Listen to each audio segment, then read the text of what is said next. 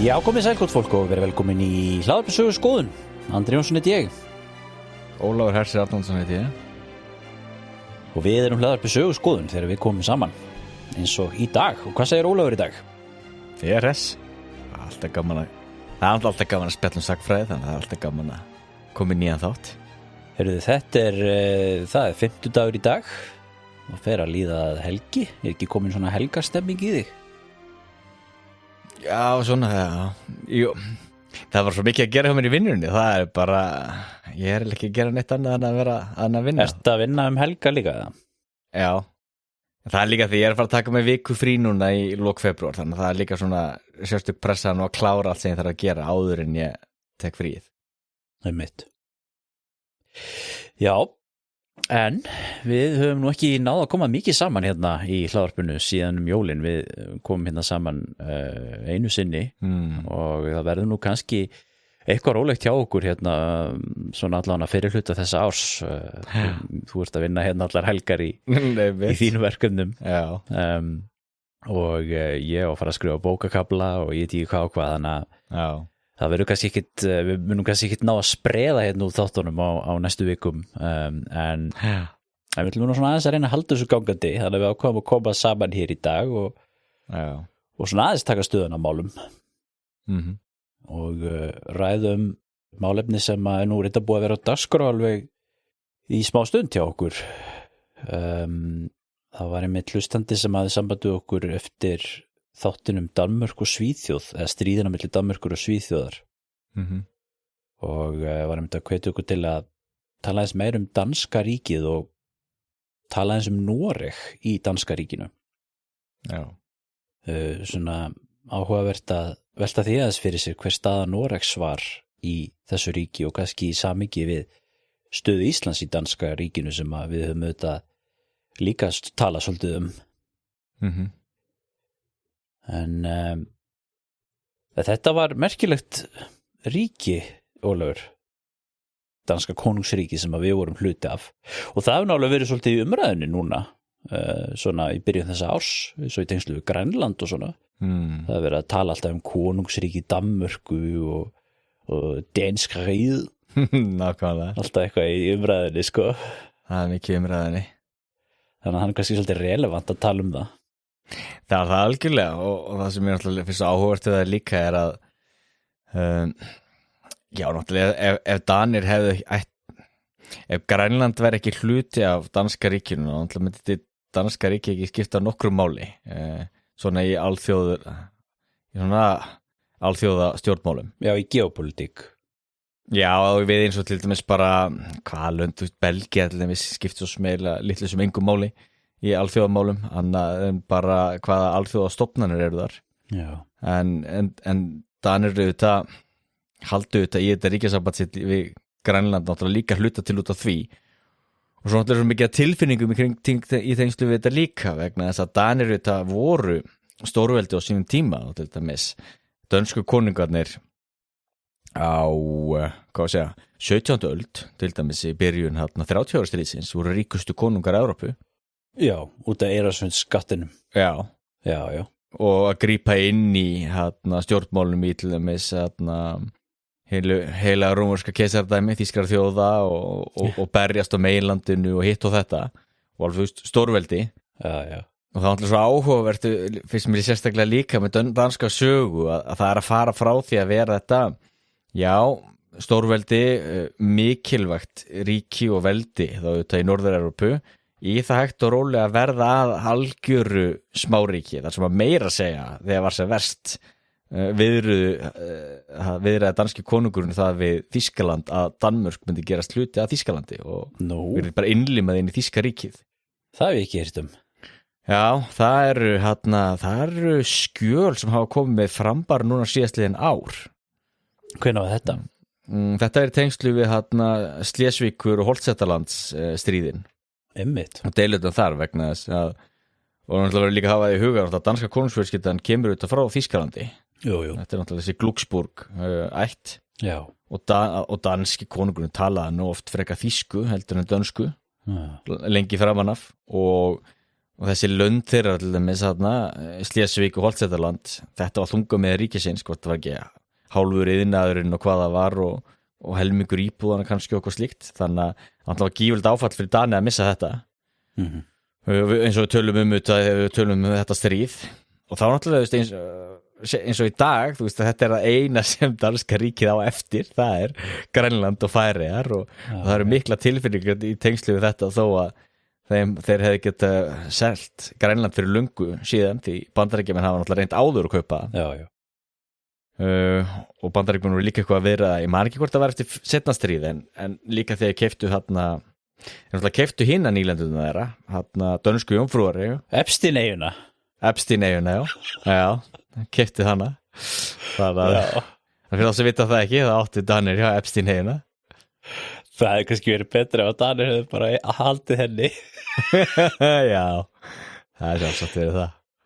Nei. Þannig að þetta náttúrulega áhugavert að sjá hvernig Danmörk fór frá því að vera þetta, stóra ríki og þá náttúrulega þetta mikilvæg hluta sögunu þetta ríkjasamband við Noreg og Íslandu og þá er líka undirstrykja það mikilvægt að hafa það í huga, þetta var ríkjasamband og það mjög vinsælt þetta með að nota orðið eins og nýlendur og maður heyrir það, sumir að segja það meira sér Noregur hafi verið dönsk nýlenda, Ísland hafi verið dönsk nýlenda, það auðvitað ekki rétt.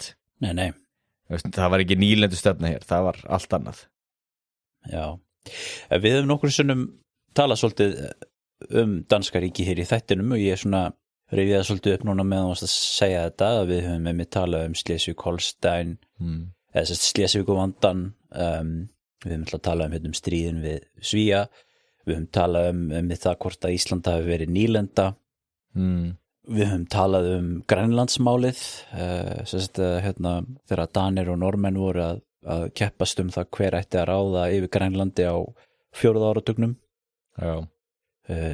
land Eiríks rauða og þetta áhugavert að sjá þetta það þessi upplausn þessa ríkis danska konungsríkisins eða danska veldisins einhvern veginn sem var, eins og þú segir, mjög greiðlega stórt og öflugt ríki. Það var kannski aldrei beinlinni stórveldi kannski nema svona á jaðrinum kannski en allavega vel meðalstórt ríki lengst af. Já, og þá kannski sérstaklega svona byrjun 1600 og eitthvað. Já, og og svo þetta þessi eftirköst upplausna ríkisins sem koma í svona köflum. En Noregur, við ætlum að ræða stöðu Noregs í danska ríkinu og þá held ég að það sé kannski rétt að við byrjum á því aðeins að tala hvað var þetta ríki og eins og þú nefnir, þetta var sambandsríki eða samþætt ríki og það auðvitað rétt að því við segjum alltaf, þú veist, Ísland var hluti af Danmörku, talað við vorum undir Danmörku eða við vorum hluti af Danmörku og það auðvitað rétt að því leiti að þú veist, við getum kallað landið Danmörku og það heitir það sama og það heitir í dag og með sama fánana sömu höfuborgina og svona en að öllu leiti var þetta allt annað fyrirbæri heldur en Danmörk eins og við hugsum það, skilur þetta var svona samsett ríki ólíkra eininga og var fjölþjóðlegt. Já.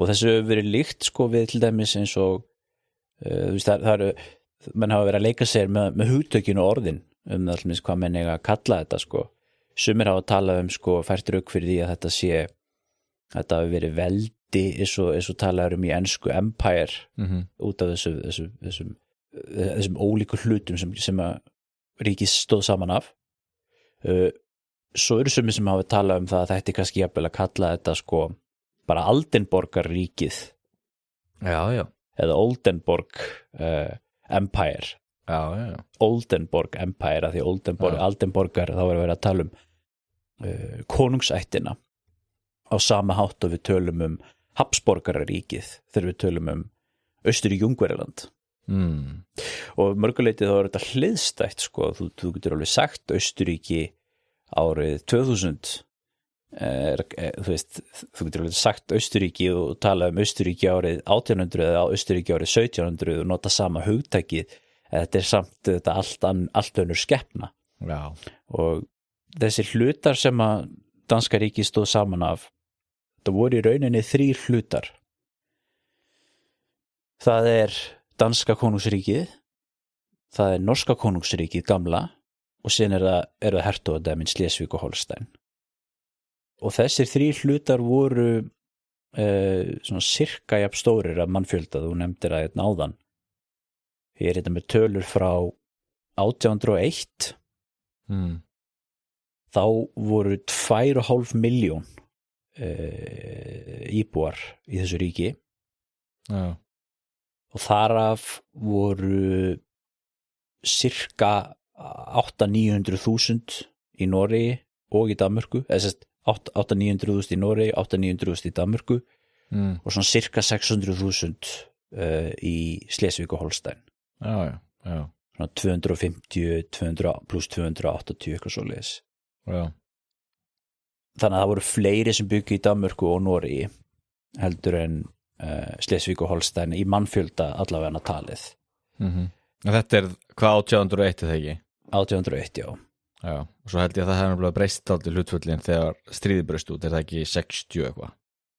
Jú, og svo náttúrulega náttúrulega þegar Noregur fer úr ríkissambandinu og þá eða úr ríkinu, að þá gjörbreytist náttúrulega samsetning Aldenborgar ríkisins, skilur, þá allt í einu sko Þjóðverjar ekki lengur 20% af íbúðunum, 25% af íbúðunum heldur kannski komnir upp í 30-40% sko.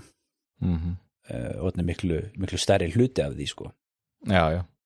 Og mikið meira iðnaður eða verslun og auðlegu í þeim hlutunum. Já. Þetta og síðan ertu með Atlantseyjarnar sem náttúrulega mjög fámennar, eins og Íslandi byggu held ég 50.000 manns 1800. Og þetta ennþá færri á Grænlandi og í Færeyjum sko. Og þetta ríkið þetta verður til eins og við talað hérna, þú veist, við erum með Kalmarsambandið og norska konungsríki, gamla norska miðalda konungsríki sem að sameinaðist, þú veist, á hvenær var það 9. öld eða eitthvað líka. Rennur inn í Kalmarsambandið ásamt Svíþjóð og Danmörku. Hvað var Kalmarsambandið kallað, veistu það? Hvað kölluðu þið ríkið? Það bara góð spurning, ég man það nefnilega ekki. Það alltaf byrjar með því þegar að Noregskonungur deyr og sonur hans, þá sonur hans og Margrétar erfi ríkið og þá erfi ríkið eftir pappa sinn, að þá myndast þetta ríkjasamband þar sem að Danmörk og Noregur voru jafngildir aðilar.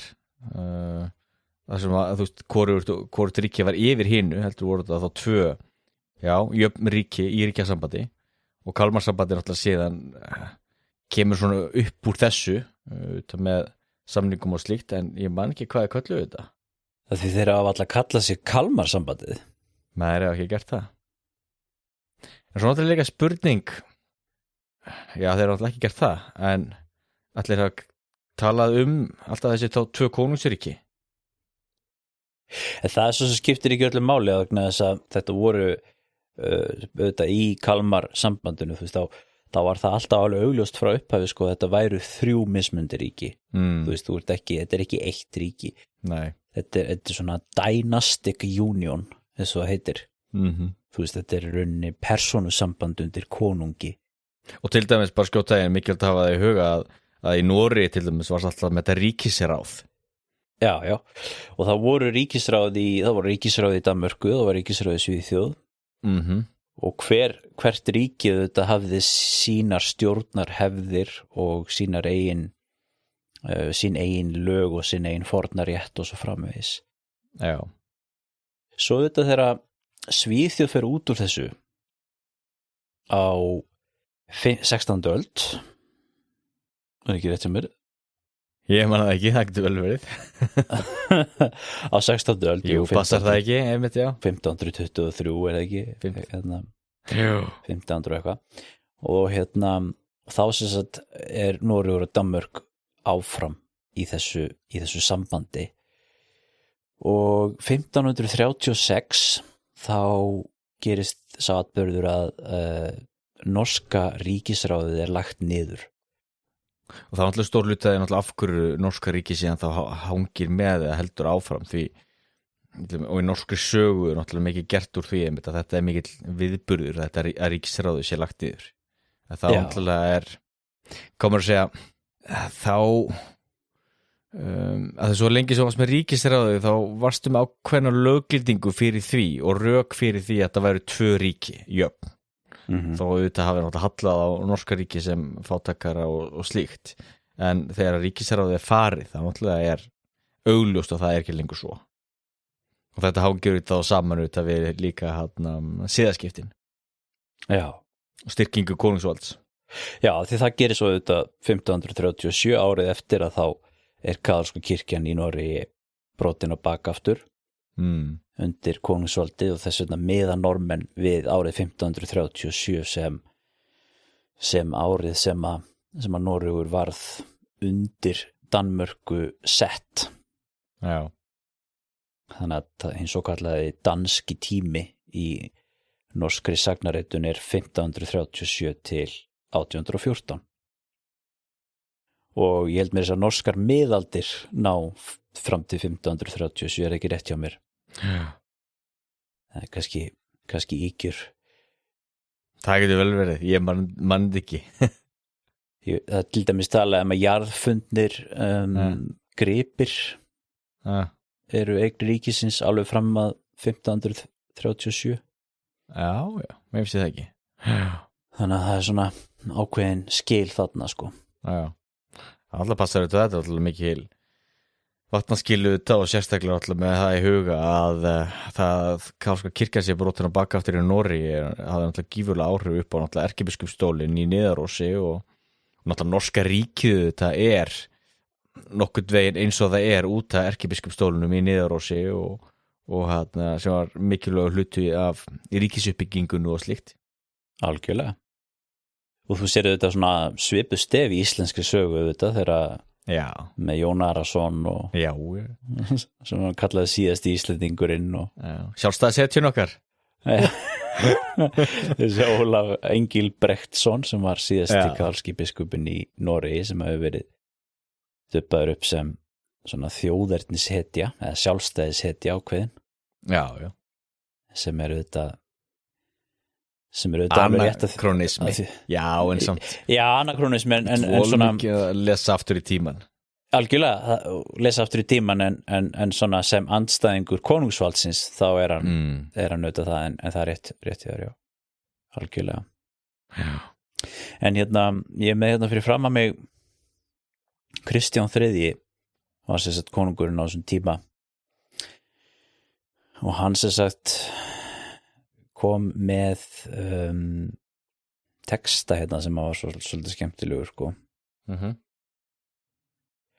Það var sérst samningur á milli konungs og danska ríkisráðsins þegar þeir lögðu niður norska ríkisráðið 1536 að þá sérst var norska ríkinu stjórnað frá danska ríkisráðinu og þetta ríkisráðið þetta auðvitað bara svona ráðgjafa samkunda aðalsmanna sem að stjórna ásamt konunginum og við erum auðvitað að tala tímabil náttúrulega auðvitað löngu fyrir einveldstökuna og þannig að þetta auðvitað ennþá svona þetta aðalsveldi svo það hefur verið kallað stjórna fyrirkomulagið og þá segir hann ChatGPT þýddi þetta fyrir mig úr íslensku þannig að þú voru afsaka það léleg þýðing þar sem ríki Noregs nú svo rýrt bæði að völdum og auði að íbúar Noregs hafa ekki einir sér efni á að halda uppi herra og konungi hið sama ríki bundið til að vera hjá krúnur Danmerkur að eilífu. Meirihluti norska ríkisráðsins, einkum erkibiskup Ólafur, sem hið mesta höfuð þar í ríkinu, hefur nú 2 ára skömmum tíma ásamt meirihluta ríkisráðsins gengi gegn skuldbindingum gagnvart ríki Danmerkur. Því höfum við lofað og sagt danska ríkisráðinu og aðlinum að ef hinn almáttugi Guð hefur ætlað svo að við skulum hafa ríki Noregs að einhverja af þeim landshlutum, kastölum, löndum eða sýslum sem því heyra undir vorri hlýðni, þá skulu þau héðan í frá vera áfram undir krúnu Danmerkur líkt og hinn önnur lönd, Jótland, Fjón, Sjáland eða Skánn. Noregur skal héðan í frá hvorki vera né kallast sérstakt konungsríki, heldur vera hluti af ríki Danmerkur og undir krúnu Danmerkur að eilífu. Amen. Að eilífu, já. Já. Það var kannski ekki alveg eilífu kannski. Nei, ekki alveg. Ekki alveg. En upp frá þessu þá fáum við þetta tímabil. Og síðan eru við með Atlantshafseyjarnar sem að fylgja þetta bara með þessum kaupum. Já.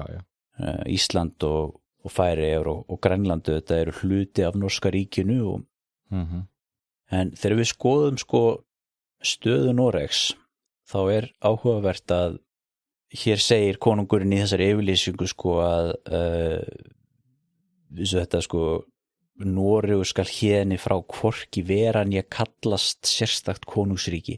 Þetta hefur verið svolítið fljótandi. Vegna þess að þrátt fyrir það að ríkisráðið hafi verið lagt niður og svo þegar við komin í einveldistíman þá er búið til svona samþætt stjórnsýsla sem við kannski komum aðeins að eftir.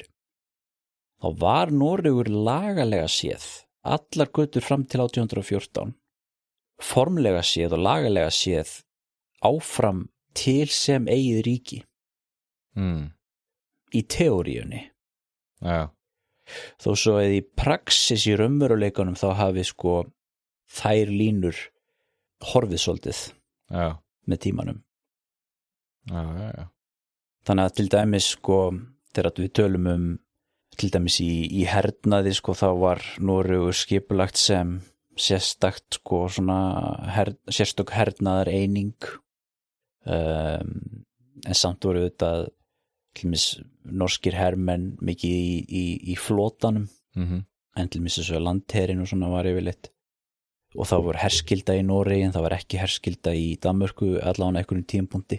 Kannski ég að fara svolítið og kannski meira á seinni hluta tímabilsins á 18. öldinni. Það er alltaf spurningur hvað leiðangurinn frá miðöldum lifði af. Það alltaf var rótgróin kannski þetta kallað stofnunin allan fyrirbrigði þar sem að hinn voru þessar einingar í Noregi þurftu að kalla út og virkja mannafla hvort sem voru svona mikið að skipum eða svona marga hermenn kallað leiðangur og þetta var alltaf rótgróin stofnun ef notum það orð á miðöldum.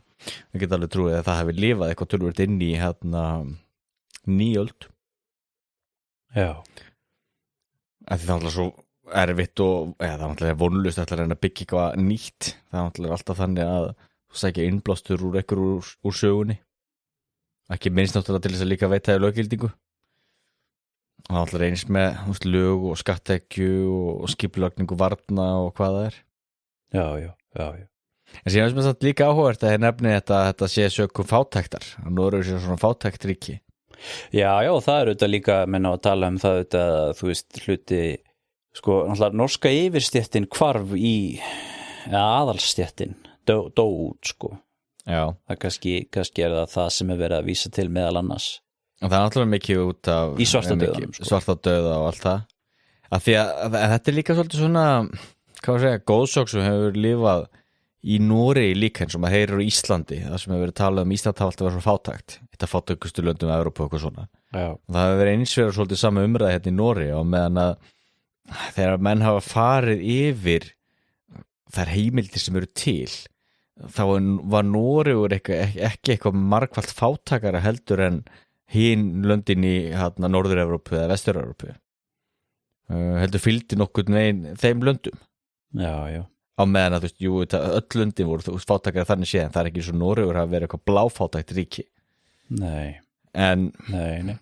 Að því það eru þetta gjöfur fiskimið og verslunu glás af timbri hitt og þetta það málmvinnsla hitt og þetta sem var í Noregi en auðvitað eins og þú segir þegar aðallinn deyr út og svo náttúrulega alltaf líka þetta sem er svo áhugavert með elítur getur elítan á hverju landsvæði í hverju landi verður hún sammála að velja einn af sínum til þess að leiða eða er þægilegra, er það hagstæðara að frekar að finna einhvern erlendan?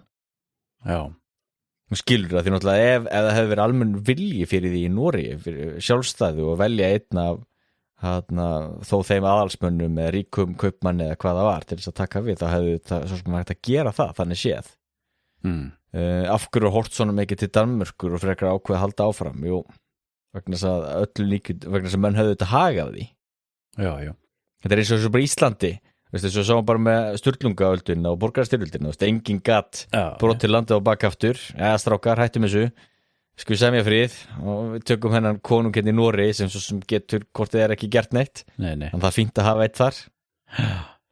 En ég meina, hvað svo sem var, ástæðan fyrir því, þá það kannski einfallega það, að þegar þú ert ekki með öfluga aðalstétt, landeigenda, herra, sko, þá það auðvitað aðalstéttin í Danmörku sem bara tekur yfir þetta hlutverk. En þú varst örugglega með ríka kaupmenn til dæmis í Bergen og einhver þannig áhrifastétt? Jú, en við erum samt auðvitað við erum auðvitað á þessu lénskerfis tímabili auðvitað svo þú þurftir að hafa svona landeigendastétt, það voru þeir sem stjórnuðu, sko. Þeir voru talað til þess 1380 en ekki þeir voru komið fram til 1537. Ekki að sama marki. Með landeigendastéttina? Já. Er hún þá ekki meira minna horfin? Jú, en það náttúrulega var heldur aldrei neitt almennilegt lénskerfi í Noregi. Nei. Noregur skýr sér svolítið frá. En ég líka bara hugsa að því að náttúrulega alltaf áhugavert þegar að land eins og Noregur eða þess vegna Ísland eða hvað það ákveður að halda áfram í sambandi við annar ríki, það náttúrulega vegna þess að það einhver hagsmunir, það einhver sem hefur hagsmuni af því og ég ímyndi mig til dæmis að fyrir ríku kaupmennin í Bergen sem alltaf hafi haft mikil áhrif í Noregi og þess miðaldasagan snýst mikið náttúrulega deilur til dæmis við Hansa borgirnar og Hansa kaupmennin og slíkt náttúrulega verslunar hagsmunirnir náttúrulega voru gífurlega miklir. Það hafði örugglega haft hagsmuni af því að vera í ríkjasambandi við Dani og það spurði hvort að danski flotinn hafi einmitt stutt á léttar að versla, tengsl við kaupmannahöfn, léttar að komast inn á markaði hér og þar, hvort sem er í Bretlandi eða í Þýskalandi. Já. En svo náttúrulega getur svo líka verið að það kannski var engin elita sem hefði getað tekið upp þessa baráttu, þú mörg dæmi það auðvitað, þessa mentamenn til dæmis og mentastjætt þá þarf að búa hana til einhvern veginn til þess að menn geti farið að búa síðan til pappíra og skrifa bækur og blöð og greinar og búa til sjálfseinkenni þjóðar sem síðan hægt og rólega leiði til þjóðveldishyggju og sjálfstæðis. Já. Við erum alltaf mörg dæmi með þetta í Evrópu, Pólland til dæmis er gott dæmi með þetta, eða Slóvakía, Tékkland til dæmis. Og þetta búa til þessi einkenni. Já. En já. Þetta kemur kannski hjá normunum auðvitað setna eins og 19. öldinni og svona, eða setni hluta 18. aldarinnar og svona. Jú, þá kemur það. Það að byrja að búa til þetta, sko. En allavega, þannig að þegar að Noregur þegar við kemur inn á, 17. og 18. öldina, þá Noregi stjórna frá Danmörku en það samt ennþá til í lagalegum skilningi sem eigi ríki og það heldur eiginlega áfram að vera þannig og síðan áhugavert að skoða sko þróun danska konungsríkisins á þessum tíma. Við talað það hvernig náttúrulega það varð 17. öldin náttúrulega stanslust stríðsástand við Svía og það endar með hróarskyldufriðnum og þessari katastrófu þegar Danir mistu Skán og þessi svæði til Svía og þá þurfa menn virkilega að setjast niður og hugsa bara hvernig ætlum við að við þurfum að finna okkur svolítið upp á nýtt og þá komið á einveldisfyrirkomulagi í danska konungsríkinu þar sem að danski konungurinn brýtur aðalinn á bakaftur og það lögfest, sko, það þessi einveldis hilling og þessir formlegu atburðir í kringum það sem að gera það að þegar komið fram á síðar hluta 17. aldur upp úr 1660 og þá búið að lögfesta einveldi sem stjórnarfyrirkomulag í Danmörku og það var svona frekar sjaldgæft að það væri svo formlegt þannig að menn hafa talað það að sko Danmörk, danska konungsríki var í rauninni, hvað við segja, svona mest, eitt af hörðustu einveldis ríkjónum í Evrópu. Þó svo þetta, þegar þú hugsar einveldi, þá hugsar alltaf Lóðvík 14. Sólkonungin skiluru, en hann hafði ekki lögbundið einveldi, sko. Það var háð hans persónu. Kannski kom þetta seinna meir í öðrum löndum, en danska ríki fóru all inn í þetta. Og það sem að kemur sem afleiðing af einveldistökunni þetta er að þá styrkist konungsvaldið gríðarlega í sessi, og þeir fara að búa til miðstýrt ríkisvald sem að nær þvert yfir allt ríkið. Og það áhugavert að þegar við tala þetta ríki var samsett, það voru þessi 3 hlutar aðalega. Í orðræðu samtímans þá líka alltaf talað sko, nota hugtakið helstaten eða allríkið. Það hugtak sem er notað. Við veit, við bara svolítið komist að vera að tala allríkið, það er svo gildislaði hugtak náttúrulega í okkar samtíma. Og það finnst að tala Danmörku sem allríkis ríki eitthvert á 17. öld. Allríkið, helstaten. Og þetta sér maður í skjölum og svona, þegar að vera að tala allt ríkið, þar með talið Ísland og Færeyjar og Noreg, en annars gáttu menn tala Noreg þegar menn voru að tala Noreg og Danmörku og voru að tala Danmörku. Og hluti af einveldis fyrirkomulaginu, þetta var að bæta lögin, og konungurinn kemur með ný lög, konungslögin, sem að eru innleitt þarna fljótlega upp úr þessu, sérst á síður hluta 17. aldar. Og þá eru gerð sko mismunandi lög. Það sérst það sem að kallast norsku lögin og dönsku lögin. Dönsku lögin eru frá 1683 og norsku lögin eru frá 1687. Og maður hefur oft séð, ef maður hefur verið inn á skrifstofum eða bókusöfnum eða lestrarstofum í Noregi, þú hefur bóttið séð þetta, þar eru menn oft með sko lagasafnið upp í Hilljósir, ég man það líka ég var að vinna í stúdenta bókabúðinni í Þrándheimi, bóksölu stúdenta, og þannig lögfræðinemarnir sko, þeir þurftu alltaf að kaupa lagasafnið sko, og þetta svona hjútsrauð bók, og svo stendur á henni sko Norges lover 1687 til eitthvað 2015 eða 2016 eða eitthvað svona. Mitt. Þetta svona til að öllum betri heimilum í Noregi. Öllum betri heimilum, já. Það var ég að vikir það, þetta ekki til á mínu heimili, en þetta ekki betri heimili. Nei, ekki mínu heimili reyndar heldur. Kannski við þurfum að laga þetta, við þurfum að bæta úr þessu.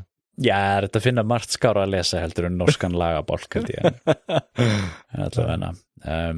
Þessi lög þetta voru innleitt á Íslandi líka, en það sem var hluta af þessu þetta er að sko lögin eru sko uppistöðu eins.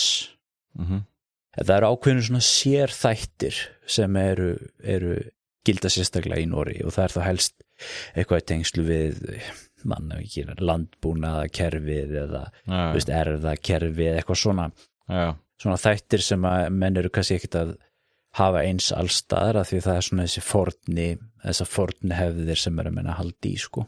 Veit. Og þetta eins með held í íslensku löggjöfuna líka, að það eru ákveðin lög sem að gilda bara á ákveðnum svæðum sko. Þetta er alls ekkert óvenjulegt í Evrópu, ég meina öll ríki í Evrópu á þessum tíma voru svona samsett konungsríki eða svona dynastic konungsríki, langflest þeirra skilurðu, og þetta er það sem að þróunin á tímum einveldisins og fram að sko út yfir 19. og inn á 20. öldinu, þetta er sko samþjöppun þessara samsettu ríkja, og svo nota menn auðvitað þjóðernishyggjuna til þess að byggja undir það skilurðu, og standardisera hluti, svo til dæmis lögin, þannig að í dag eru flest ríki eiginlega allstaðar með standardlög sem gilda, þú veist, fyrir allt ríkið. Ég held að sé bara mjög lítið um það að sé eitthvað sérlög sem gilda okkur sérstöðum eitthvað staðar. Þannig að þú veist, þú getur ímyndað ef að dansk-norska ríkið hefði ekki hrunið, sko, þú veist, þá hefði þetta orðið samræmt með tímanum með þetta. Já, það er gert það. En sér náttúrulega líka, bara til skjóðtegin, það er áhugavert að þú tala auðvitað að þetta aðal og megi minnstrið auðvitað. En til dæmis breska konungsríki í dag auðvitað er líka afsprengi þessa og þú sér það til dæmis bara í fótboltanum. Þetta er eina ástæðan fyrir því okkur Skotland keppir sem sér eining og England sem sér eining og eitthvað slíkt. Þetta er auðvitað breska konungsríkið ég stundum hugsa út í þetta ég meina sameinaða konungsríkið United Kingdom. Þetta eru 3 krónur sem runnu saman og eru eitt sameinað konungsríki og það er Spánn líka. Þetta eru nokkrar krónur sem runnu saman og urðu eitt konungsríki. Og þannig að Skandinavía hefði alveg geta orðið svona ríki. Já, hefði geta gert það. Ef Kalmarsambandið hefði ekki flosnað upp. Og ef að 1814 hefði ekki átt sér stað, við getum talað eins á eftir, þá væri mögulega Noregur og Danmörk ennþá sameinað konungsríki, skilurðu. Alveg svo Katalónia og Kastilía, nákvæmlega, skilurðu. Já. Það er áhugavert. Áhugavert að pæli því að það er rétt hjá þér, það er ekkert eitthvað neginn, það er ekkert þannig sé náttúrulega landamæri á milli þessar ríkja og hafið er engin landamæri því hafið hefur alltaf verið þjóðuleið, rétt eins og bara hvað skátt var mikilvægur hluti af danska ríkinu. Já, algjörlega. En það er mikið áfall fyrir Dana að missa það á sínum tíma, þannig að jú, ef sagan hefði farið öðruvísi þá hefði þetta getur runnið saman og orðið eitthvað skonar á skandinavist ríki. Já, það er vel getur orðið þannig. En síðan nefnilega sem er svo áhugavert með þetta sem eins og þú ert að segja, þetta er vissuleiti svona náttúruleg heild að því að það sem að gerist á 18. öldinni er að þá verður svo mikil samrýming með innleiðingu þessa nýja stjórnkerfis til dæmis. Þá byrja menn að stjórna þessum hlutum ríkisins þvert yfir en að gæsalappa landamæri og inn á miðjuna. Það er búið til stjórnkerfi einveldisins eins og við þekkjum það sem að þeir skipta landinu upp í stiftömt og ömt og það verður til svona hierarkískt stjórnkerfi sem að endar á konunginum. Þetta er auðvitað hluti af framfara stefnu, umbóta stefnu, góðrar stjórnsýslu einveldistímabilsins sem að við getum líka kallað rauninni bara eflingu ríkisvald og myndun ríkisvalds, nútíma ríkisvalds. Þetta er fæðing nútíma ríkisvalds og þetta nær þvert yfir, þannig að þú ert með Noregur í sjálfu sér er sjaldan stjórnað sem einni heild í þessu fyrirkomulagi. Þú ert með konunginn á toppnum, undir honum ertu með ráðgjafa, undir ráðgjöfunum ertu með það sem þið kalla kollegium eða svona stjórnarskrifstofur eða stjórnarráð, við getum kallað í rauninni bara ráðuneyti.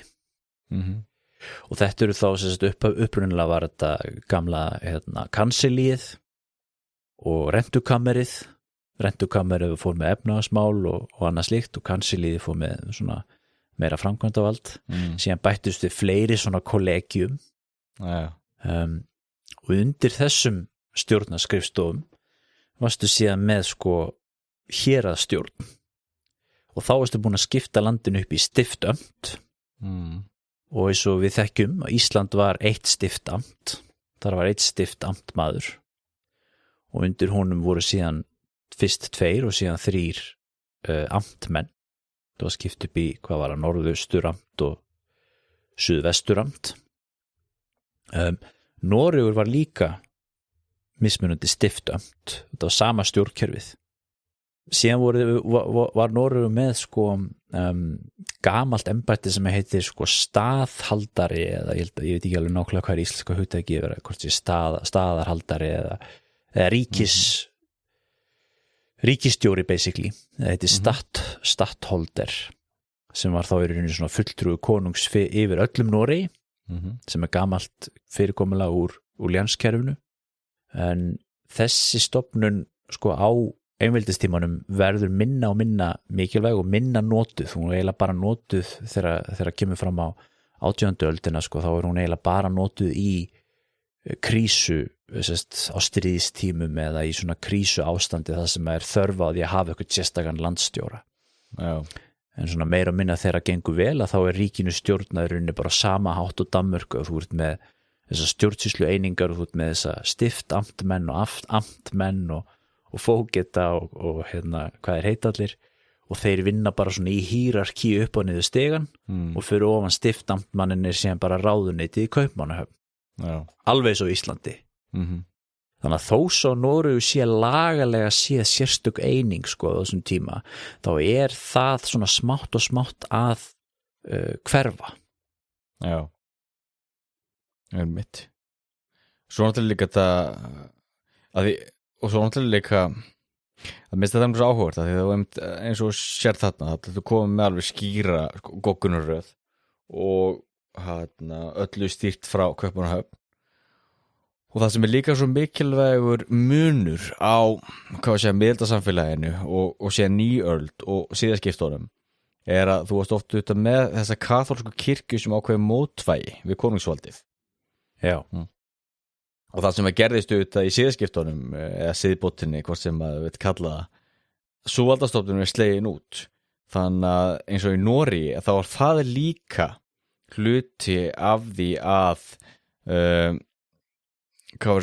styrki og byggja upp ríkisvaldið að þetta biskuparnir bara titillinn biskup og fjarlæður þannig að þeir voru kallaðir sko superintendent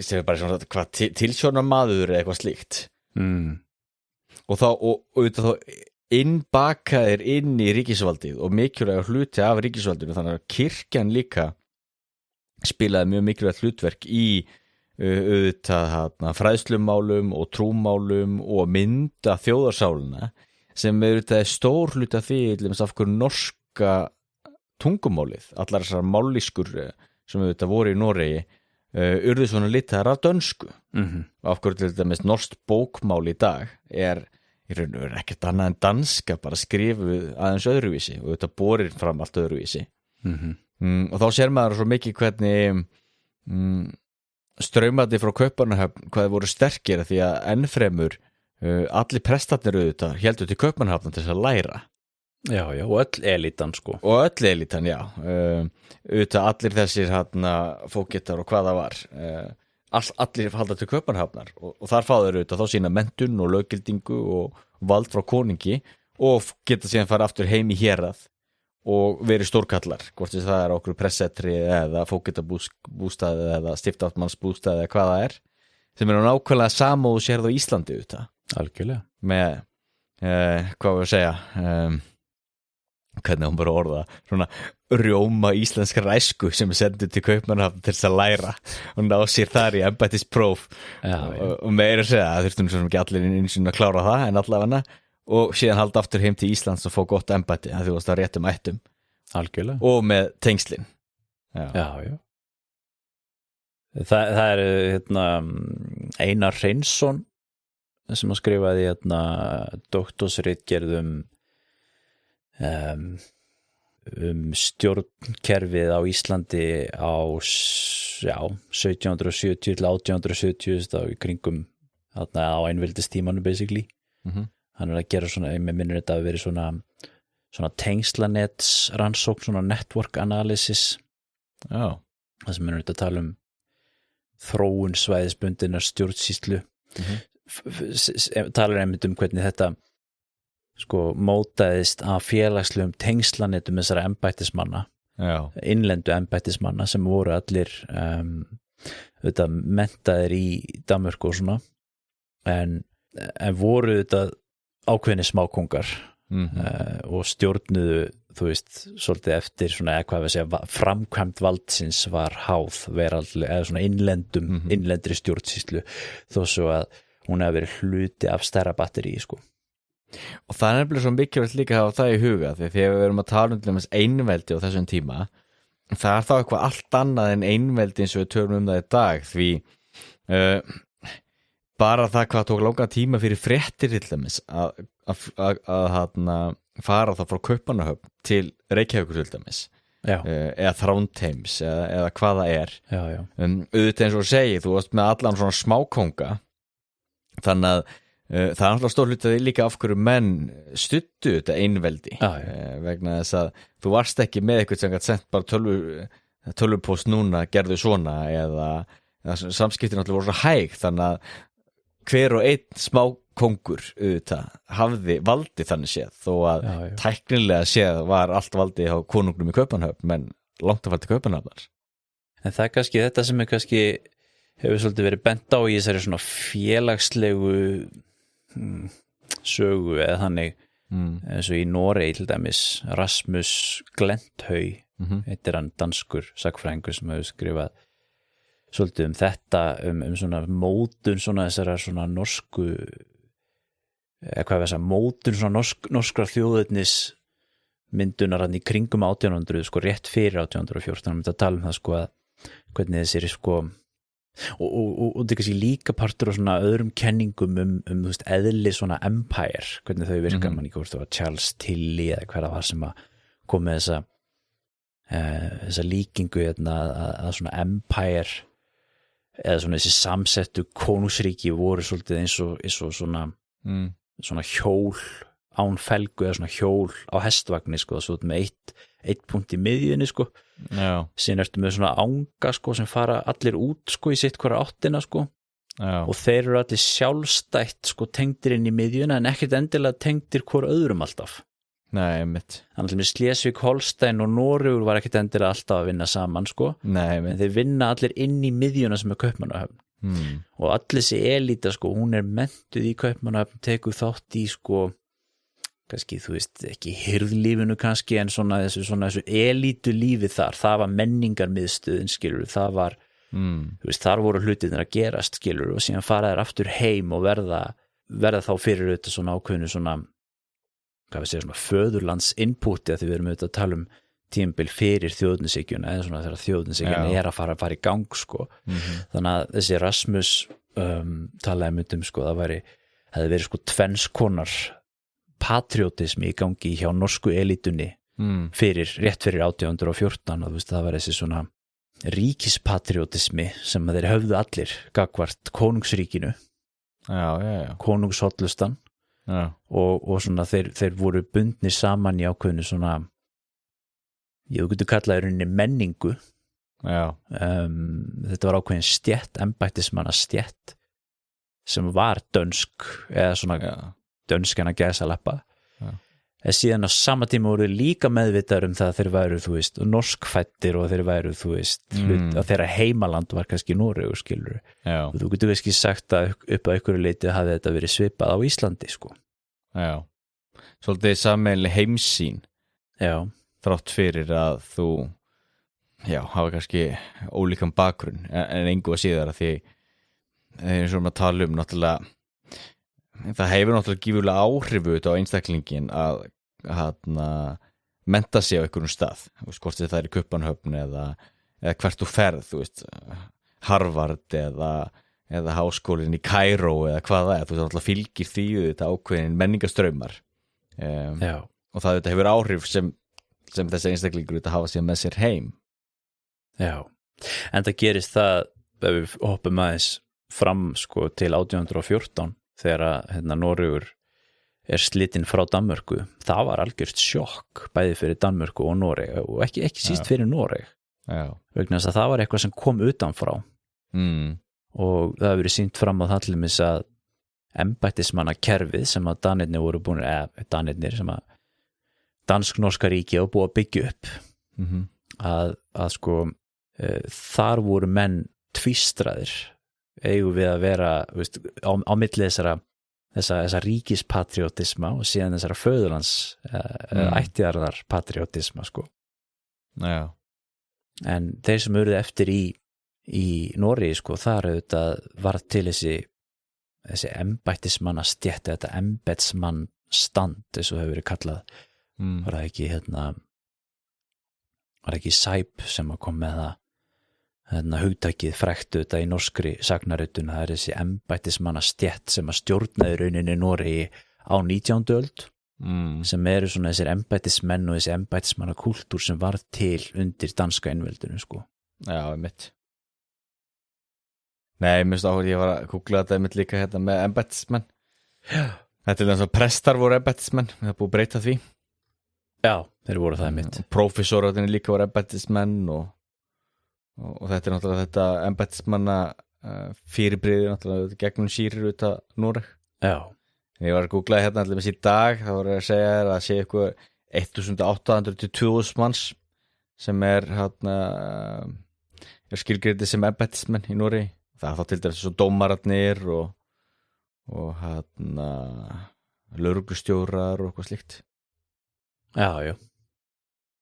Já, þeir voru fleiri og berum saman embættismannakerfið svo Íslandi undir Danmörku og í dansk-norska ríkinu eða í Aldinborgarríkinu og norska sko, þú ert með stiftamtmenn, út með amtmenn, á Íslandi ertu með landfógeta sem var svona sáum svona efnahagsmál, skattheimtu og annað síðan varstu með sko sýslumennina auðvitað á Íslandi sem fornstofnun sem að næra auðvitað alveg aftur til innleiðingu konungsvalds á 13. öld sko, eða 14. öld og svona hliðstætt embætti í Noregi var fógt og síðan voru þið með Sorenskrifari líka sem að myndi útsetjast á íslensku sem svarinn ritari, þetta var í tengslu við dómskerfið og síðan auðvitað við með á Íslandi líka sérstakar dómsmála embættis og lögmenn og hvað það heitir allt saman yfirrétturinn og það allt saman sko. En maður fókuserar á embættismannakerfi og síðan auðvitað biskup og presta auðvitað líka á báðum stöðum sem auðvitað þess að þú segir voru embættismenn og syndu mikið embættisskildum allt öðru leiti heldur en þið gerir í dag sko. Já, voru með í skattekju og sjá mentamál og hitt og þetta og áhvert líka eins með fóringja í hernum var að lasa daginn til dæmis, þeir voru notaðir í að til dæmis í vegagerð á vegum ríkisins og hitt og þetta, því það er náttúrulega eins og í stórskotaliðinu, það er náttúrulega voru menn sem gáttu reiknað og náttúrulega reikna út hvernig kúlurnar fóru og hvað strifið langt og hvað var mikið púður og svona þannig að þetta náttúrulega hefur gegnumsýrt auðvitað kerfiðin og gera það þann dag í dag og þetta til dæmis líka mjög áhugaverð þetta embættismanna fyrirbrigði vegna þetta mjög evróst fyrirbrigði og að því vorum að tala Bandaríkin Bandaríkin ekki með sama embættismanna kerfið eins og hjá okkur í Evrópu í dag það náttúrulega þetta embættismanna kerfið sem í raun og veru stýri ríkisvaldinu þú getur verið með embættismenn sem eru búin að vera áratugum saman og það enginn að fara að reka þá alveg sama hvaða flokkur vinnu kosningar þá náttúrulega embættismenn mikið sem skrifa lögin og svona sem stýra ríkjunni og meðan í Bandaríkjunum það ekki svona og áður fyrir til dæmis var það þannig að meira segja sem hvað kallar maður þú veist yfirmaður hjá póstinum var kannski rekinn þegar að republikanaflokkurinn vann eða demokrataflokkurinn vann það sem sér þetta eins eins og núna þú veist yfirmaður CIA eða FBI hann getur rekinn þegar kemur nýr forseti og meðan yfirmaður leynilögreglunnar í Noregi ekki rekinn bara vegna þess að borgarflokkarnir vinna eða vinstirflokkarnir Nei, maður skiptir ekki um þjóðskjalavörð Nei þegar það kemur inn í ríkisstjórn sko. Það er nefnilega málið og við viljum þetta ekki hafa það þannig sko. Nei og þetta er voðalega evróst fyrirbrigði Bandaríkjunum það lýðræði allt öðruvísi það skiptir út allavega svona fólki líka En það náttúrulega þetta evrópska kerfið náttúrulega, þess að ég skil það, ég menna þetta auðvitað einveldisríkið, einveldis konungsríki rauninni bara eins og ég sagði áðan, fæðing nútíma ríkis og þegar lýðræðisvæðingin kemur á 19. öldinni, afnáma einveldis í því og innleiðing þingræðis og allt þetta, sko, það rauninni bara að það vera að skipta út, sko, út að lýðræðisvæða toppinn. Já. Alveg toppinn þannig að þú veist, sá sem út með allt þetta embættismannakerfi frá sko, þú ert með ráðuneytin og svo ertu með stift amtmennina og þú ert með amtmennina og sýslumennina og fógetana og hvað þetta heitir allt saman. Það rauninni bara ráðuneytið, ráðherran sem þjóðkjörinn. Skilurðu? Já. Eða sko, hann í rauninni ekki þjóðkjörinn þannig sé að hann náttúrulega valinn af forsetunum á Íslandi og konungunum í Noregi auðvitað, en það er farið eftir þingar að þessi reglunni, þannig að þú veist, það er þingið sem velur hann í rauninni en þingið er síðan þjóðkjörið og svo auðvitað hefðum samkvæmt kemur ráðherrann oft af þinginu en samt ekkert alltaf. Nei, mitt. Það er ekkert að gera það sko. En það er rauninni bara algjörlega topplægið sem að þjóðkjörið auðvitað. Það er bara toppurinn og það sem er áhugavert við það kerfið þetta, það er auðvitað meiri stöðuleiki að ýmsu leyti vegna þess að embættismannakerfinu er ekki skipt út, þannig að gömlu jálkarnir sem með reynslun halda áfram og smákongar hér og þar og slíkt. Það skiptir ekki öllu máli og kannski hvort að sjálfstæðsflokkurinn sé að leiða ríkisstjórn eða samfylkingin, því það er enginn að fara að skipta út embættismannakerfinu og þá náttúrulega líka breytingar eru mikið hægari í þessu kerfi en til dæmis í Bandaríkjunum, þar sem að kosningar geta bókstaflega leitt til byltingar, því það er bara öllu kerfinu er skipt út. Já. Og þess er svo áhugavert líka, eins og við náttúrulega talum það líka hérna áður við byrjum að taka upp að tala hans meira Bandaríkjunum, vegna þess að Bandaríkjunum þeir eru svo framandi kerfi, þú veist, þeir eru með þetta, það er allt öðruvísi lýðræðis hugsun þar. Já. Og þess vegna fáið þú líka eins og Evrópusambandið er alltaf voðalega evróst fyrirbrigði auðvitað með þessa áherslu á embættismannakerfi og svona svifaseint og mikið miðstýring og margir út af þar sem eru mjög valdamiklir sem alltaf er ekkert kosnir, framkvæmdastjórinn til dæmis og slíkt. Ekki ég sé endilega að vega að þessu en alltaf bara til þess að útskýra munin. Og þetta er náttúrulega mjög góð punktur hjá þér, þú segir með síðan lýðræðisþróunina að það náttúrulega er alveg rétt og það er síðan bara toppurinn sem er lýðræðisvæddur. Já. Og embættismannakerfinu þetta haldið. Já. Þetta hefur verið stundum talað hérna náttúrulega þessu ég nefndi áðan. Þú ert að segja bera saman Bandaríkinu og Evrópu og við erum þetta með Skandinavíu sem er líka alveg svona sérstakt menningarsvæði innan Evrópu sem við erum hluti af í svona stofnanalegri þróun. Að sko það er svona þessi arfur danska einveldisríkisins sem er áhugavert að skoða, því þú veist, sumir hafa fært rök fyrir því að lesa grein í daginn sem mitt bar titilinn sko arfur einveldisins sko. Það var einmitt að tala þetta sko að af því að danska einveldisríki var einmitt svona öflugt skilur, og svona miðstýrt að öll þessi lönd og reynda Svíþjóð líka, öll þessi lönd sko þau erfðu þetta stjórnkerfi samber það þú veist að þegar Noregur verður sjálfstæður skilur þá sittur hann eftir bara með nákvæmlega gamla, ég meina þeir héldu áfram að vera með stiftamtinn skilur til dæmis, þeir héldu áfram með sama stjórnkerfið, skiptu bara út konginum, tóku bara sænska kongin í staðinn og tóku þetta upp líka innlent löggjafarvaldu þetta en aftur bara á toppnum sko.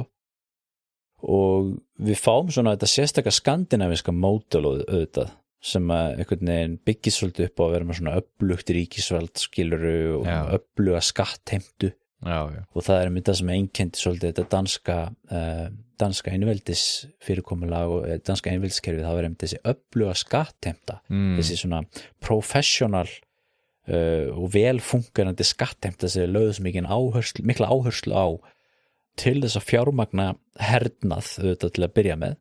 Já. Þessu var hugmyndin á 17. og 18. öldinni. Það þurfti sko að virkilega fá pening núna til þess að geta farið í stríði Svía og svona. Og svo þetta þegar kemur fram á 19. og 20. öldina og þú veist þá situr eftir með þetta öfluga ríkisbákn og þessa öflugu skattheimtu og menn byrja að snúa því upp í staðinn fyrir að nota það í allan annan hernað sko, þá verður til þetta skandinaviska velferðarkerfi sem er svo rosalega öflugt og frægt. Já. Það sem allt er skráð alveg í þaula. já. Og þetta svo að ég veist að hugsa út í það eins og bara með mína pappíra það eru örugglega til einhvernir mínar hér úr einhverjum grunnskólum og það eru örugglega til pappírar hér og þar, sjúkraskýrslur og ég veit ekki hvað og hvað ef ég myndi fara og reyna að grafa upp allt sem til það væri mjög áhugavert. Það nú bara vinnan mín, Ólafur, og hverjum degi að grafa upp svona upplýsingar fólk. Já, mitt og þetta er svo okkur finnst það kannski vera svo eðlilegt en þetta einstakt í heiminum þess vegna, ég alltaf að nefna Bandaríkin hérna, en þess vegna finnst mér svo ótrúlegt eins og þegar maður horfa og glæpa þetta í Bandaríkjunum ég hef með eitthvað ökuskírteini hérna frá Arkansas 1990, þá dúkkar hann upp í kerfinu, þá allt í hennu byrtist hann það er óhugsað, það er ekki sem bara byrtist hann í kerfinu á Íslandi því það er allt skráð frá vöku til grafar. Já, og ég hef líka spáðið þessu með þess að umræði í Bandaríkjunum ólöglega innflytjendur. Já. En eins og þetta hefur verið mikið umræðinu til Bandaríkjunum baráttan gegn ólöglegum innflytjendum og Donald Trump og allt þetta. Og stundum hef ég verið svolítið svona hugsandi hvernig getur verið svona mikið af ólöglegum innflytjendum í Bandaríkjunum sem ekki skráðin einstæðar, skilur, og þú þurfur að berða það sama við skandinavist kerfi. Já. Ef þú ert ólöglegur innflytjandi, þú mætir bara hérna. Já. Þú getur ekki nota peninga, þú getur ekki unnið einstæðar, þú getur ekki gert raskat nema að vera skráður með kennitölu og skráður í bankan og allt kerfið og alls það, skilur. Það er enginn að fara að ráða þig nema einhverjir mjög shady gaurar. Nei, veit. Nema að þú sért með kennitölu, sko. Já. En eins og í Bandaríkjunum, það er að tala þessu ólöglegu innflytjendur sem bara, þú veist, bara góða, sumi tala, Trump tala náttúrulega það sem murderers and rapists og eitthvað, en margir aðrir tala ólöglegu innflytjendur í Bandaríkjunum sem bara, bakbeinið í atvinnulífinu og það sé bara venjulegt vinnandi fólk sem bara að vinna hér og þar og eitthvað svona. Það myndi aldrei vera hér. Nei, alls ekki, myndi ekki virka þannig og eins svo áhugavert núna því að bandaríska þingi var að keyra gegn núna lög þessa efnis og þú þurfur að sína skilríki þegar þú kýst. Aha. Það er nefnilega ekki standard í Bandaríkjunum, þú þarft ekki að sína skilríki þegar þú ert að kjósa. Jesus. Og þetta er svo ótrúlegt fyrir okkur, þú veist, hvert eina skipti sem ég hef kosið, hvort sem er í Noregi eða Íslandi, þá er náttúrulega auðvitað þarft að sína skilríki. Sjálfsögðu.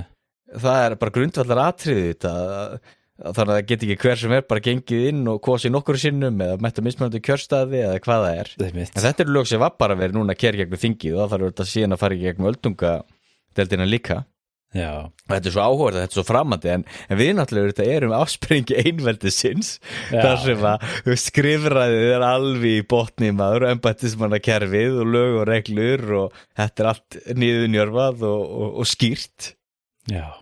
Og það var áhugavert. Og það er líka áhugavert með eins og Íslandi stjórnkerfi konungsríkisins og einveldisins það heldur áfram auðvitað líka eftir að Ísland fær sjálfstæði ég meina við höldum áfram að vera með sýslumennina meira og minna óbreytta inn á 20. öld Já. Og til með sýslumennir á Íslandi þetta voru með til dæmis þeir fóru með framkvæmdavaldið og þeir fóru með líka dómsvald í héraði allt fram til 1992 og þetta er einhver alveg ævaforn hefð skilurðu sem var ekki aflögð fyrir 1992 þegar mann komið staði að þetta væri brot á þrískiptingu valdsins. Þetta ég þú manst eftir því, það er minnismerki á Akureyri. Þannig að nálagt hótelinu hjá Sundlauginni. Það er minnismerki þetta þegar ég held að þetta hafi verið Gaurin var tekinn þannig fyrir umferðarlega brot og sýslumaðurinn sem þá yfirmaður lögreglunar handtekur hann kærir hann og dæmir hann sýslumaðurinn dæmdi og þetta hafði alltaf verið gert í svona litlum málum í héraði og þessi maður fór með þetta fyrir mannréttindadómstól Evrópu og var dæmt þetta verið mannréttindabrot eða þú veist brot á þrískiptingu eitthvað bara með þetta valds, þú getur ekki bæði verið framkvæmdavald og dómsvald og þess vegna var þessi minnisvari settur upp í held nú að hann örugglega þurfti að borga sektina samt en pointið var náttúrulega þetta afnema þessa ævafornu hefð í íslenskri stjórnarframkvæmd að sýslumaðurinn færi með dómsvald í héraði. Já, ég veit. Já, áhugavert. Við vorum ekki að fórum að tala um þetta. Við vorum að tala um Noreg. Við vorum að tala um þetta með það sem ég vissi áhugavert með Noreg sko, einmitt þetta sko að þú varst að nefna tungumáli hérna áðan. Og við vorum að tala, vorum aðeins komin inn á þetta með 1814 sko, að því Noregur og Danmörk nefnilega, þú veist, þetta hefur líka í sagnaritinu verið kallað sko Danmörk bandstrykk Noregur. Danmark, Norway, eins og við tölum Austurríki bandstrykk og Ungverjaland sem voru líka 2 konungsríki, en þetta var miklu meiri samsóningur heldur en það. Já, alveg mikið meira. Aftur, formlega séð voru þetta 2 ríki, en svona eins og við höfum verið að tala stjórnkerfi var svona alltaf þróast meira og meira í miðstýrða átt. Elítan var hluti af svona sömu, svona þessi embættismanna elíta, og eins og þú nefndir hérna alveg upphafi, það hefur verið í orðræðunni að tala Noreg sem nýlendu, sem náttúrulega algjört kjaftaði. Þú getur komist upp með það í íslenskri orðræðis, tala að Ísland hafi verið nýlenda, þú getur alveg svo sem komist upp með það upp á vissu marki svona í orðræðunni, en í Noregi það alltaf alveg fáránlegt, því að þú veist, normenn voru sko, þú veist, þá voru normenn sem tóku þátt í, þú veist, að nýlendu væða innfættar þjóðir í Ameríku, til dæmis í Karabíhafi og á Indlandi og svona, þeir tóku þátt í þrælaversluninni og annað slíkt. Til dæmis norski vinstrimenn notuðu þessa orðræðu í tengslu við andstöðu við inngöngu í Evrópusambandið 94 og 70, hvernig var það 70 eitthvað, þegar normenn sögðu nei, að þá til dæmis sögðu vinstrimenn sko, þú veist, Noregur á ekki heima í félagsskap nýlendu þjóða sko. Nei, ég veit. Af því þetta á þeim tíma var Evrópusambandið náttúrulega bara samansapn vestur-evrópskra nýlendu þjóða sem voru ekki lengur stórveldi. Svo er það ekki rétt að því að Noregur og Danmörk, náttúrulega dansk Aldenborgarríkið var nýlendu þjóð.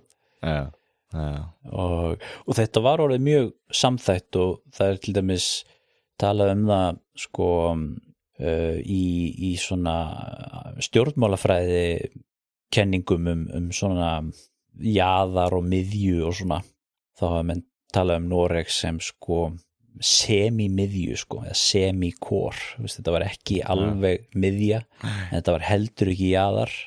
Þetta var sko, þetta var eitthvað millistig sko. Og jafnvel kannski svo Skotland til dæmis gagnvart Englandi, eða hvað þannig, staða Skotlands í Stóra Bretlandi til dæmis, það mætti líka Noregi við það sko. Það er áhugavert. Og það er munur á Noregi og hjálendunum þetta þessu leiti, til dæmis og það sem kannski hefur verið mest svona nýlendulegt kannski í þessari íslensku sögu sem við höfum komið að, var kannski þessi verslunarmál og þessi einokunarverslun sem var í hjálendunum. Og það er áhugavert að sko hjálendunum var stjórnað svolítið sko, ég held að sko Ísland og Færeyja, Grænland og Finnmörk voru svolítið sett í sama pakka, skilurðu, versus sko Noregur proper, eða hvað þú vilt kalla það, skilurðu, Noregur sunnan Þrándheims sko. Og þess vegna voru til dæmis eins og þeirra danska ríkið á 18. öldinni sko fyrir mikið svona umbótastarf. Þetta til dæmis eitthvað sem hefur verið mikið fjallað í nýlegum sagnfræðirannsóknum á Íslandi til dæmis, og svona það allar þessar umbætur sem að þú veist, þessi landsnefndin og svona þetta í anda upplýsingarinnar sko, nú til að bæta landbúnaðinn, bæta verslunina, bæta iðnaðinn og svona. Og þá voru þið svolítið svona að reyna að huga ofta að þessum 3 jaðarsvæðum í ríkinu sem var þá, eða 4 þá, með Finnmörku. Og ég held að þau ekki tala að hvernig var þetta aftur, Ísland, Finnmörk og Grænland, og þessi málefni þessara hjálendna var allt saman í dóms- og kirkju ráðuneytinu, en ekki eða kollegíinu eða eitthvað líka. Og það voru öðruvísi verslunarmál til dæmis á milli Kaupmannahafnar og og Noregs proper til dæmis, þú veist, það var ekki svona einokunarverslun og fyrirkomulag og svo framvegis sko. Já. Noregur var þetta útflutningshagkerfið, þeir fluttu út fisk og járn og málma og timbur já.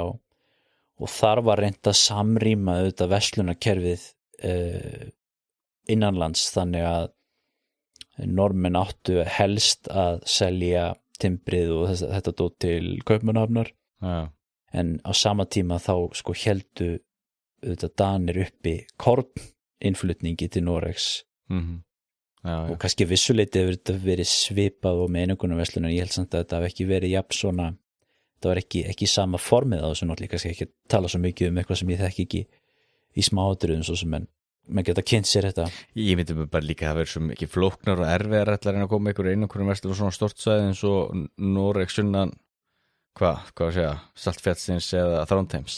Já. Eins og því Ísland náttúrulega þessi pínlitlega eigi með 50.000 manns, í Noregi og sagðir hversu mörg 100.000 voru þar? Já, það var svona 800-900.000. Já. En hangir það ekki líka við, ég veit ekki hvað kallum hennar merkantilisma á íslensku, en kaupauðgisstefna, eða ekki? Jú, ætli það ekki. Það ringir ykkur úr bjöllum. Já. En allavega, svo stefna alltaf var ráðandi á þessum tíma og konungsvaldi eða ríkisvaldi alltaf var að reyna að stýra versluninni. Já. Og reyna að stýra inn í þá átt að það sé sem mesta pening að flæða inn í landið og byggja upp sjóði. Já, og svo líka þess að það er að hafa í huga með þessa einokunarverslun og þetta er að sko, þú veist, maður getur sagt þessi framfara sinnuðu stjórnvöld í Kaupmannahöfn. Þau eru að beita versluninni sko til þess að reyna að halda uppi eða til þess að koma nauðsynjum til hjálendnana, fattaru. Og það hefur verið talað um það á 18. öldinni, man ekki hvenær það var, þá tekur einokunarverslunin verslunarréttin frá kaupmönnunum í Bergen. Þeir sem höfðu áður haft verslunina við Ísland og Finnmörku og þetta allt saman.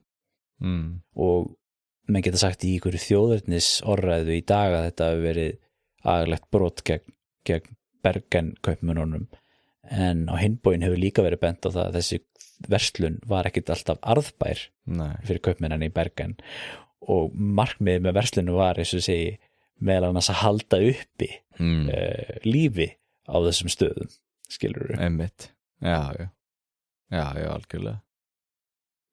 Það alltaf komið þetta líka hugmyndir eins og hvað að segja, hvað að segja þetta, ábyrgð konungsins líka, því það er alltaf mikilvægt að hafa það líka í huga að konungurinn þetta líka bara ábyrgð á þegnum sínum.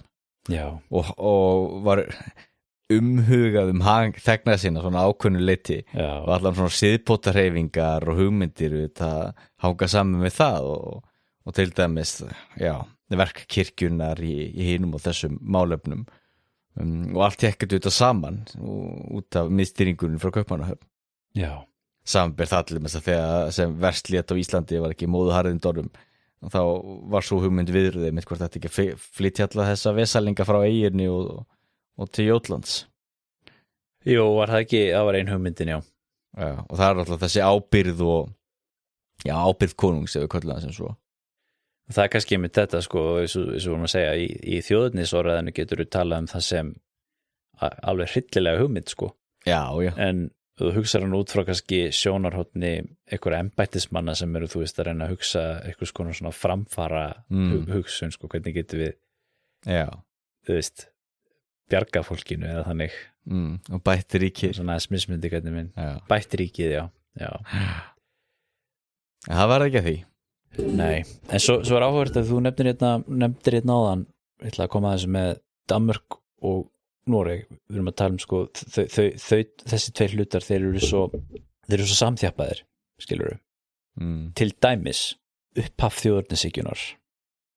Við erum með þetta samsetta alríki, það sem að sko er fjölmenningalegt, út með fullt af þjóðverjum, út með Normenn, út með Dani, út með Íslendinga, Færeyinga, Grænlendinga sem eru þetta algjörum minni hluta þetta, en það verið talað þess að Kaupmannahöfn á 18. öld skilur var, þú veist, það var mikið þýsku þar, 20% borgarna voru þjóðverjar eða þýskumælandi og svo framvegis. Og einveldið þetta var þannig að sko það var mestu ritskoðun og allt það á sama tíma þetta þetta á tímum upplýsingarinnar og þú veist hugmynda frönsku byltingarinnar og allt þetta sko og þessar hugmyndir tjáningafrelsi og þessar framfara hugmyndir að koma fram á sama tíma og svo framvegis. Það var þarna atvik í kringum 1770 þegar að þýskur ráðgjafi konungsins eða þýskættaður eða þýskfæddur ráðgjafi konungsins sem hét Struensee tók við stjórnartaumunum í rauninni í Kaupmannahöfn. Þetta var sem sagt konungurinn sem náttúrulega einvaldur, hann hafði hvort hann var geðveikur eða veikur eða eitthvað, hafði ekki áhuga á stjórnsýslunni eða neitt svoleiðis og í svoleiðis aðstæðum þetta þá var að ráðgjafa þessi stjórnöldu.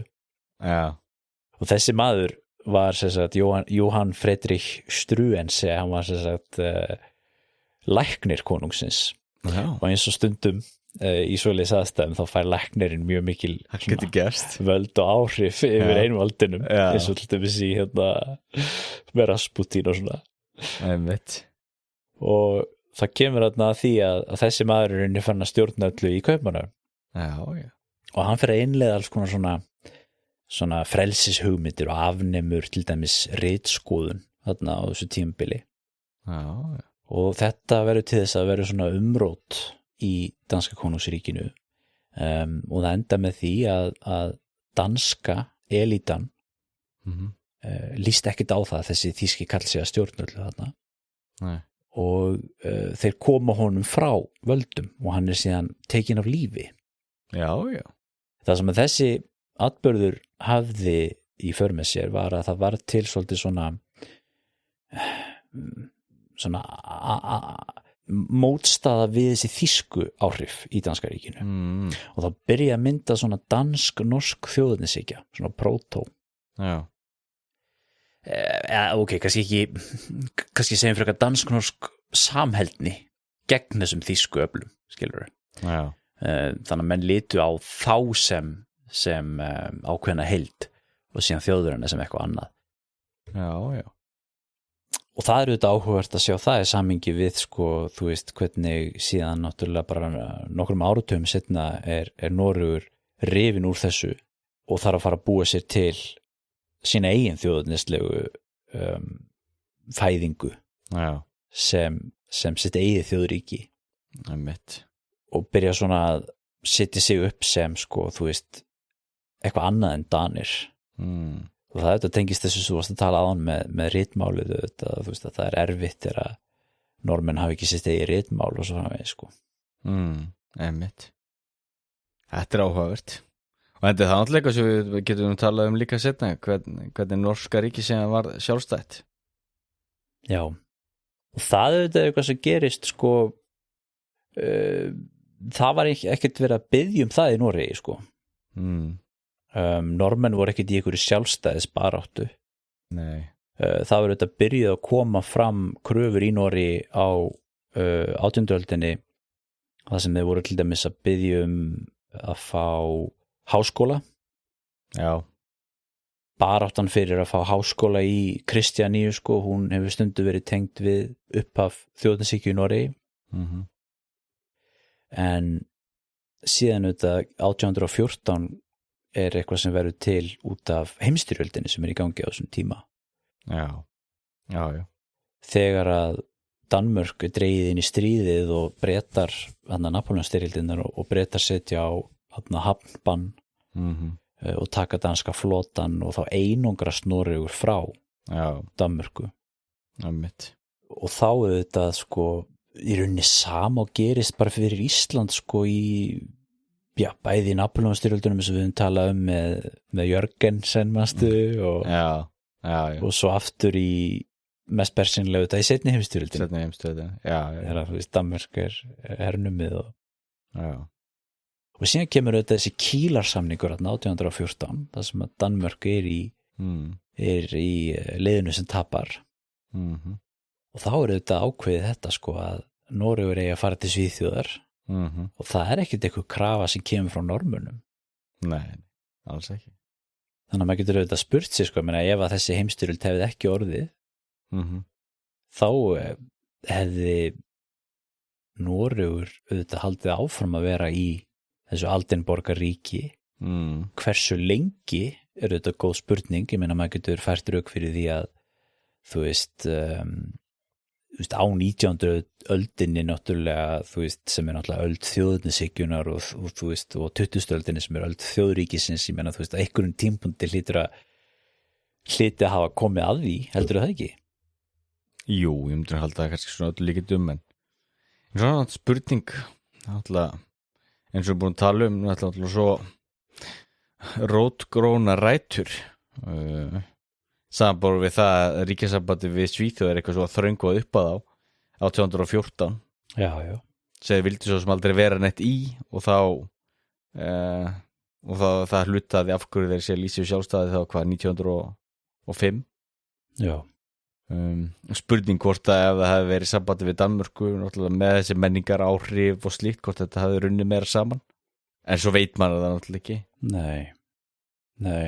En engu að síður þá sjáum við mitt Danmörku þarna aftur fórnarlamb sterkari ríkja og ríki minkar þess vegna. Já. Það heldur áfram að minka og Grænland, ég meina stendur ennþá í þeim sporum. Já. Og þú sér bara svo, ég meina Kílarsamningurinn, þú veist, það stendur í honum sko, og það bara svo áhverð, sko, ef þú spyrir, hvað er Noregur, skilurðu? Það er þetta gamla miðalda konungsríki, skilurðu, og inn í þeim pakka er Grænland, Ísland og Færeyjar, ok? Í Kílarsamningnum þá segja þeir segja ekki Noregur, ég held ég þóra að fullera þetta, ég skal fact-checka þetta eftir, ég held þið segja nefnilega ekki Noregur sem heild fer frá Danmörku til Svíþjóðar, heldur segja þeir Stiftömptin 3 eða Stiftömptin 4, Kristiansand, hvað heitir það, Akershus, Kristiansand, Bergenshus og Trondheim. Já. Skilurðu, þau eru flutt yfir, fattur þú, þú tekið einu svona að tala Noreg sem ríki. Nei. Og síðan það tekið alveg sérstaklega fram innan Svega í samningnum, ef ég mann rétt það svolítið síðan ég skoða þetta. Ísland, Færeyjar, Grænland eru ekki með taka það sérstaklega fram, þó að það við komið fram að það sé bara Stiftömptin sem verið að fara yfir. Og það er auðvitað ástæðin fyrir því nú kannski út af því að hann Bernadotte, hann gaurinn, hann hefði bara engan áhuga á því. Nei, sjálfst ekki. Þannig að Karl Jóhann, sænski kóngurinn, sko. Já, nei, sjálfst ekki. Og þá sýttir Danir en þá eftir með Grænland. Já. Þetta er svona. Erum við þá að vera góðir? Já, ágætt sigurferð. Þetta hefur ágætt sigurferð hjá okkur. Og alltaf gaman að tala skandinavísku sögu, við hefum nú alveg komið svolítið vel að henni hérna oft. Já. Og þetta er auðvitað svona sameiginleg menningararfur sem öll þessi ríki eiga í þessari sögu. Einmitt. Við ætlum að reyna að koma aftur saman hér í hlaðvarpinu vonandi von bráðar, það er eins og við koma hérna, verður kannski smá bið í það núna á þessum síðustu og verstu. En við reynum það. Já, við reynum það að koma aftur hér til að ræða eitthvað skemmtilegt málefni, þá held ég að við segjum þetta gott hér af hlaðvarpinu söguskoðun í bili og sjáumst fjallræs í næsta þætti. Verið sæl.